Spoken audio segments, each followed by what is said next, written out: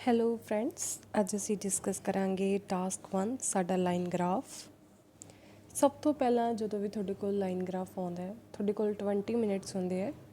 But ਜੇ ਤੁਹਾਡੀ practice enough ਹੈ, ਆਈ ਮੀਨ ਜੇ ਤੁਸੀਂ ਆਪਣੇ 2-3 ਮਹੀਨੇ ਆਲਸ ਦੀ ਪ੍ਰੈਕਟਿਸ 'ਤੇ ਸਪੈਂਡ ਕਰਤੇ ਹੈ, ਤਾਂ ਤੁਸੀਂ ਕੀ ਹੈ ਟਾਸਕ 1 ਈਜ਼ੀਲੀ 15 ਮਿੰਟਸ ਦੇ ਵਿੱਚ ਕਰ ਸਕਦੇ ਹੋ।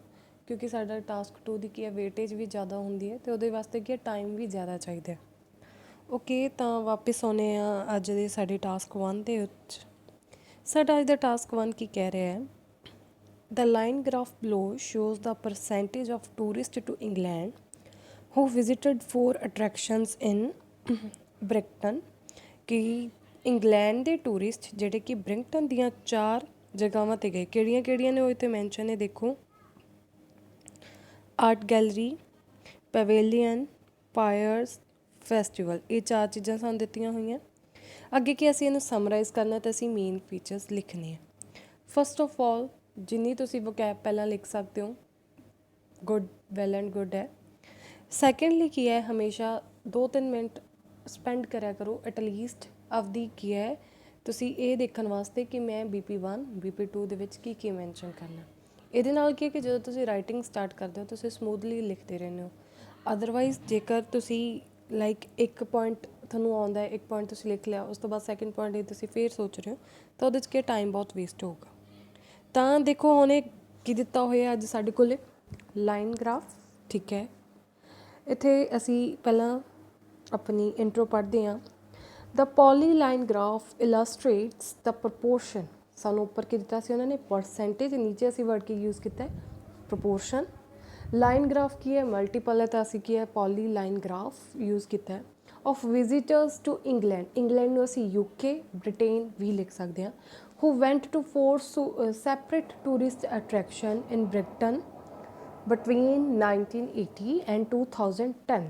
ਹੁਣ ਦੇਖੋ ਇਹਨੂੰ 1980 ਇੱਥੇ ਮੈਂ ਲਿਖਿਆ ਹੋਇਆ, ਤੁਸੀਂ ਸਿੰਪਲ ਕੀ ਹੈ ਫਰੋਮ ਲਾਸਟ 3 ਡੈਕੇਡਸ ਇਹ ਵੀ ਤੁਸੀਂ ਲਿਖ ਸਕਦੇ ਹੋ, ਠੀਕ ਹੈ, ਕਿ 3 ਡੈਕੇਡਸ ਸਟਾਰਟਿੰਗ ਫਰੋਮ 1980। ਇਹ ਹੋਗੀ ਸਾਡੀ ਕਿ ਜਿਹੜੀ ਸਾਡੀ ਇੰਟਰੋਡਕਸ਼ਨ ਹੈ। ਇੰਟਰੋਡਕਸ਼ਨ ਦੇ ਵਿੱਚ ਕੀ ਹੈ, ਜਿਹੜੇ ਅਸੀਂ ਇਹਨਾਂ ਨੇ 4 ਟੌਪਿਕਸ ਕਹੇ ਸੀ ਉਹ ਅਸੀਂ ਮੈਂਸ਼ਨ ਨਹੀਂ ਕੀਤੇ। ਵਾਈ? ਬਿਕੋਜ਼ ਇੰਟਰੋਡਕਸ਼ਨ ਜ਼ਿਆਦਾ ਲੈਂਥੀ ਚਲੀ ਜਾਣੀ ਸੀ, ਠੀਕ ਹੈ। ਉਸ ਤੋਂ ਬਾਅਦ ਓਵਰਆਲ ਦੇਖੋ, ਹੁਣ ਓਵਰਆਲ 'ਚ ਅਸੀਂ ਕੀ ਮੈਂਸ਼ਨ ਕਰਨਾ ਹੁੰਦਾ ਕਿ ਅਸੀਂ ਬੇਸਿਕ ਜਿਹੜੀ ਚੀਜ਼ ਜਾਂ ਕੋਈ ਪੁਆਇੰਟ ਸਭ ਤੋਂ ਅਲੱਗ ਹੋਵੇ ਜਾਂ ਕੋਈ ਪੁਆਇੰਟ ਸਭ ਤੋਂ ਕਾਮਨ ਹੋਵੇ। ਤਾਂ ਇਹਦੇ 'ਚ ਕੀ ਆ ਕਿ ਜਿਹੜੇ ਲੋਕ ਪਵੇਲੀਅਨ ਅਤੇ ਪੀਅਰ ਦੇ ਵਿੱਚ ਗਏ ਸੀ ਉਹ ਕੀ ਹੈ ਟਾਈਮ ਦੇ ਨਾਲ ਵੱਧਦੇ ਗਏ, ਠੀਕ ਹੈ। ਬਟ ਜਿਹੜੇ ਕਿ ਦੂਸਰੀਆਂ ਅਟਰੈਕਸ਼ਨ ਸੀ, ਕਿਹੜੀਆਂ ਕਿਹੜੀਆਂ, ਆਰਟ ਗੈਲਰੀ ਐਂਡ ਫੈਸਟੀਵਲਸ, ਉਹ ਕੀ ਆ ਘੱਟ ਗਈਆਂ। Overall it is clear that the percentage visiting the pavilion and the pier increased over the period while the proportion of travelers to other attraction decreased। ਕਿ ਉਹ 2 places ਤੇ ਵਧੀ ਤੇ ਬਾਕੀ ਕੀ ਹੈ ਘਟ ਗਈ। ਇਹ ਗੱਲ ਦਾ ਧਿਆਨ ਰੱਖਣਾ ਹੈ ਤੁਸੀਂ ਟਾਸਕ 1 ਦੇ ਕਿਸੇ ਵੀ ਓਵਰਆਲ ਦੇ ਵਿੱਚ, ਚਾਹੇ ਉਹ ਬਾਰ ਗ੍ਰਾਫ, ਟੇਬਲ, ਕੁਛ ਵੀ ਆਉਂਦਾ ਹੈ, ਕਦੇ ਵੀ ਕੀ ਆਪਾਂ ਟਾਈਮ ਪੀਰੀਅਡ ਮੈਂਸ਼ਨ ਨਹੀਂ ਕਰਨਾ ਹੁੰਦਾ। ਹੁਣ ਅਸੀਂ ਦੇਖੋ ਅਸੀਂ ਆਪਣੀ ਵੇਰੀਏਸ਼ਨ ਸਟਾਰਟ ਕਰਦੇ ਹਾਂ।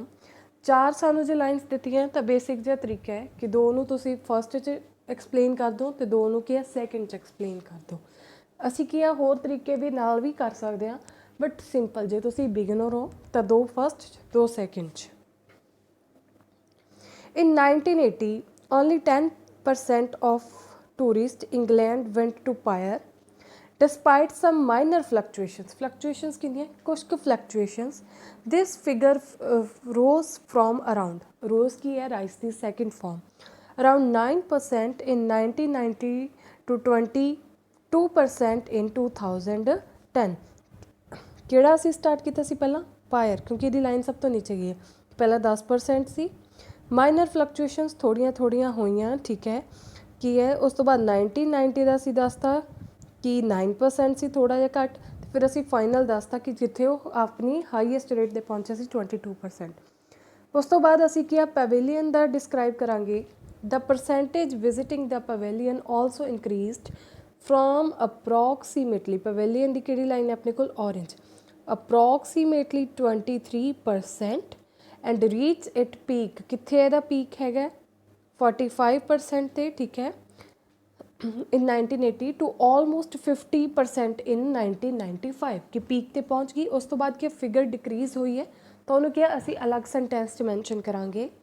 However, this figure then decreased significantly to about 35% in 2000 and then to roughly 31% in 2010, slightly higher than a festival, ਥੋੜਾ ਜਿਹਾ festival ਤੋਂ higher। ਦੇਖੋ festival yellow ਲਾਈਨ ਹੈ ਸਾਡੀ ਤੇ ਜਿਹੜੀ ਇਹ ਹੈਗੀ ਹੈ ਥੋੜੀ ਕੀ orange ਹੈ। ਕਲੀਅਰ ਹੈ ਜੀ। ਅਸੀਂ ਕੀ ਐਕਸਪਲੇਨ ਕੀਤਾ ਪਾਇਰ ਤੇ ਪਵੇਲੀਅਨ। ਇਹ ਦੇਖੋ ਜਿਹੜਾ ਪਾਇਰ ਦਾ ਜੇ ਅਸੀਂ ਦੱਸਦੇ ਕਿ ਹਾਂ ਇੱਥੇ ਇਨਕਰੀਜ਼ ਹੋਇਆ ਫਿਰ ਡਿਕਰੀਜ਼ ਹੋਇਆ, ਇੱਥੇ ਸੇਮ ਜਿਹਾ ਕੰਟੈਂਟ ਸੀ 4 to 5 ਲਾਈਨਸ ਬਣ ਜਾਣੀਆਂ ਸੀ ਤਾਂ ਅਸੀਂ ਕੀ ਇਹ ਵਰਡ ਇੱਕ ਹੀ ਯੂਜ਼ ਕੀਤਾ ਫਲਕਚੁਏਸ਼ਨਸ। ਬਟ ਕਿ ਜਿਹੜੀ ਪਵੇਲੀਅਨ ਸੀ ਲਾਈਨ ਦੇ ਵਿੱਚ ਸਾਨੂੰ ਗ੍ਰਾਫ ਚੇਂਜ ਦਿਸ ਰਿਹਾ, ਪੀਕ ਤੇ ਵੀ ਗਿਆ ਦੈਨ ਡਰੋਪ ਕੀਤਾ ਤਾਂ ਅਸੀਂ ਕੀ ਇਹਦੀਆਂ ਵੇਰੀਏਸ਼ਨ ਕਰਕੇ ਐਟਲੀਸਟ 2 to 3 ਲਾਈਨਸ ਬਣਾਤੀਆਂ। Okay, the most popular Bridgerton attraction in 1980 for visitors to England was the festival, क्योंकि ये पीक ते है तो मोस्ट पॉपुलर।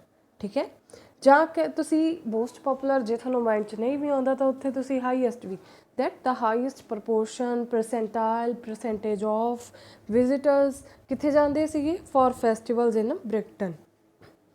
ਅੱਗੇ ਦੇਖੋ was festival of this attended the festival in 1980. By 2010 this percentage fell slightly to 28%. In 1980 the figure for tourist or to the art gallery was 21%। ਉਸ ਤੋਂ ਬਾਅਦ ਕੀ ਅਸੀਂ art the it then grew to peak of around 38% before falling noticeably to exactly 20% in 1992। ਹੁਣ ਇਹਦੇ 'ਚ ਤੁਸੀਂ ਇਹ ਵੇਖੋ ਕਿ ਜਿਹੜਾ ਸਾਡਾ ਆਰਟ ਗੈਲਰੀ ਹੈ ਤੇ ਜਿਹੜੀ ਸਾਡਾ ਪਵੇਲੀਅਨ ਸੀਗਾ ਸੇਮ ਜਿਹਾ ਟ੍ਰੈਂਡ ਬਣ ਸਕਦਾ ਸੀ ਕਿ ਪਹਿਲਾਂ ਹਾਂਜੀ ਪੀਕ ਤੇ ਪਹੁੰਚੇ ਉਸ ਤੋਂ ਬਾਅਦ ਕੀ ਹੈ ਲੋਐਸਟ ਤੇ ਆਪਦੇ ਤੇ ਫਾਲ ਕਰ ਗਏ।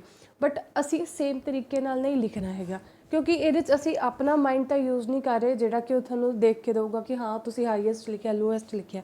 ਅਸੀਂ ਰੀਪ੍ਰਜੈਂਟ ਕਰਨੀ ਹੈ ਵੇਰੀਏਸ਼ਨਸ, ਤਾਂ ਵੇਰੀਏਸ਼ਨਸ ਲਿਖਣ ਦਾ ਤੁਸੀਂ ਕੀ ਹੈ ਇਹ ਤਰੀਕਾ ਇੱਥੇ ਦੇਖ ਸਕਦੇ ਹੋ। ਧਿਆਨ ਨਾਲ ਪੜ੍ਹਿਓ ਪਵੇਲੀਅਨ ਦਾ ਉਹਨਾਂ ਨੇ ਕਿਸ ਤਰ੍ਹਾਂ ਦਿੱਤਾ ਹੋਇਆ ਹੈ ਐਂਡ ਉਸ ਤੋਂ ਬਾਅਦ ਉਹਨਾਂ ਨੇ ਕੀ ਆ ਕਿਸ ਤਰ੍ਹਾਂ ਦਿੱਤਾ ਹੋਇਆ। Okay, it continue to drop to less than 10% in 2010। It was therefore the least popular attraction at the end of period. ਇਹ ਕੀ ਹੈ ਜਦੋਂ ਐਂਡ ਆਫ ਪੀਰੀਅਡ ਕਿਹੜਾ 2010 ਦੇ ਵਿੱਚ ਕੀ ਹੈ ਸਭ ਤੋਂ ਘੱਟ ਪੋਪੂਲਰ ਸੀ। ਕਲੀਅਰ ਹੈ ਜੀ ਅੱਜ ਦਾ ਟਾਸਕ 1। ਹੋਪ ਤੁਸੀਂ ਸਾਰਿਆਂ ਨੇ ਲਾਈਕ ਕੀਤਾ ਹੋਊਗਾ। ਮੈਂ ਲਾਸਟ ਤੇ ਇੱਕ ਬੈਟਰ ਵਿਊ ਰੱਖ ਲੈਂਦੀ ਹਾਂ। If you want to take a screenshot ਤੁਸੀਂ ਪ੍ਰੋਪਰਲੀ ਇਸ ਤਰ੍ਹਾਂ ਲੈ ਸਕਦੇ ਹੋ। ਓਕੇ, ਤਾਂ ਆਈ ਵਿਲ ਟਰਾਈ ਕਿ ਮੈਂ ਟਾਸਕ 1 ਦੀਆਂ ਜਿਹੜੀਆਂ ਬੇਸਿਕ ਵਕੈਬ ਹੁੰਦੀ ਹੈ ਕਿ ਲਾਈਕ ਪਰਸੈਂਟੇਜ ਨੂੰ ਕਿਸ ਤਰ੍ਹਾਂ ਲਿਖਣਾ ਹੈ, ਹਾਈਐਸਟ ਨੂੰ ਕੀ ਲਿਖਣਾ ਹੈ, ਉਹ ਮੈਂ ਜਲਦ ਹੀ ਟਰਾਈ ਕਰੂੰਗੀ ਸ਼ੇਅਰ ਕਰਨ ਦੀ।